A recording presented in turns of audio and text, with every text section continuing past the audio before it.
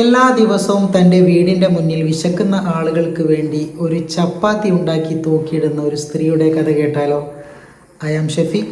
100 Days of 100 Stories series day 7.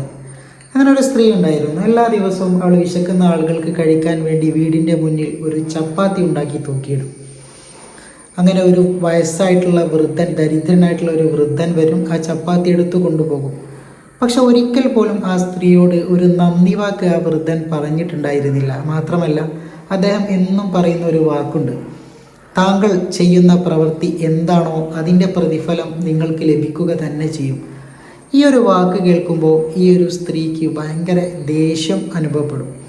കാരണം ഒരു നന്ദി വാക്ക് പോലും പറയില്ല, പിന്നെ എന്തൊക്കെയോ അങ്ങ് പറഞ്ഞു പോകും.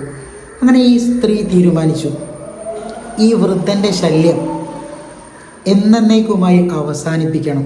അതിനുവേണ്ടി ഒരു ചപ്പാത്തി ഉണ്ടാക്കി അതിൽ വിഷം കലർത്തി ആ തൂക്കിയിടുന്ന സ്ഥലത്തേക്ക് പോയി. പക്ഷെ കുറച്ച് അവിടേക്ക് എത്തിയപ്പോഴേക്കും അവളുടെ മനസ്സു മാറി.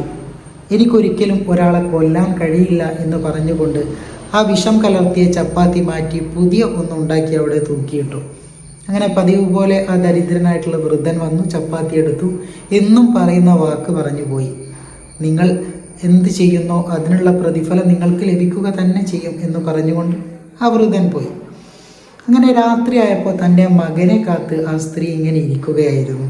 ഒരുപാട് നേരം കഴിഞ്ഞിട്ടും തൻ്റെ മകൻ വീട്ടിലേക്ക് എത്തിയില്ല. അങ്ങനെ ഈ പെണ്ണിന് ബേജാറാവാൻ തുടങ്ങി, വിഷമമാവാൻ തുടങ്ങി, സങ്കടമാവാൻ തുടങ്ങി. അങ്ങനെ പാതിരാത്രി ആയപ്പോഴുണ്ട് തൻ്റെ മകൻ വീട്ടിലേക്ക് കയറി വരുന്നു. അവൻ്റെ ആ ഒരു ഡ്രസ്സൊക്കെ കീറി അവശനായിട്ടുള്ള നിലയിലായിരുന്നു അവൻ വീട്ടിലെത്തിയത്. അപ്പോൾ സ്ത്രീ അവനോട് ചോദിച്ചു, എന്താണ് മോനെ നിനക്ക് പറ്റിയത്? അപ്പോൾ അവൻ പറഞ്ഞു, അമ്മേ, ഞാൻ വീട്ടിലേക്ക് വരുന്ന വഴിക്ക് ഞാൻ ഒരു അപകടത്തിൽപ്പെട്ട് എൻ്റെ ശരീരമാസകലം ക്ഷീണിതനായി, ശരീരം മുറിഞ്ഞു, വസ്ത്രങ്ങളെല്ലാം മുറിഞ്ഞു. ഞാൻ അവശനായി വിശന്ന് കിടക്കുന്ന അവസരത്തിൽ ഒരു വൃദ്ധൻ വന്ന് എനിക്കൊരു ചപ്പാത്തി തന്നു.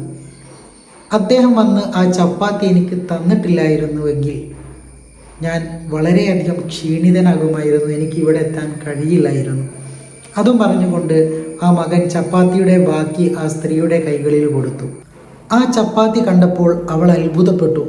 അവരുടെ ശരീരമാസകലം തളരാൻ തുടങ്ങി. കാരണം ഇന്ന് രാവിലെ ഞാൻ ഉണ്ടാക്കിയ അതേ ചപ്പാത്തി, ആ വിഷം കലർത്തിയ ചപ്പാത്തി ഞാൻ മാറ്റിയിട്ടില്ലായിരുന്നുവെങ്കിൽ അതിലെ വിഷം എൻ്റെ മകൻ്റെ ശരീരത്തിലെത്തുകയും എൻ്റെ മകൻ്റെ മരണത്തിന് വരെ അത് കാരണമാകുമായിരുന്നു എന്ന് അവൾ മനസ്സിലാക്കി. അപ്പോഴാണ് ആ വൃദ്ധൻ എല്ലാ ദിവസവും പറഞ്ഞിരുന്ന ആ വാക്കിൻ്റെ അർത്ഥം അവൾക്ക് മനസ്സിലായത്. നമ്മൾ എന്ത് പ്രവർത്തനം ചെയ്താലും അത് പല രൂപത്തിലായിട്ട് നമ്മളിലേക്ക് തന്നെ അത് തിരിച്ചെത്തും. അത് നന്മയായാലും തിന്മയായാലും. അതുകൊണ്ട് നമ്മൾ നന്മ ചെയ്യാൻ ശ്രമിക്കുക. കാരണം നമ്മൾ വിതയ്ക്കുന്നതേ നമുക്ക് കൊയ്യാൻ കഴിയുകയുള്ളൂ.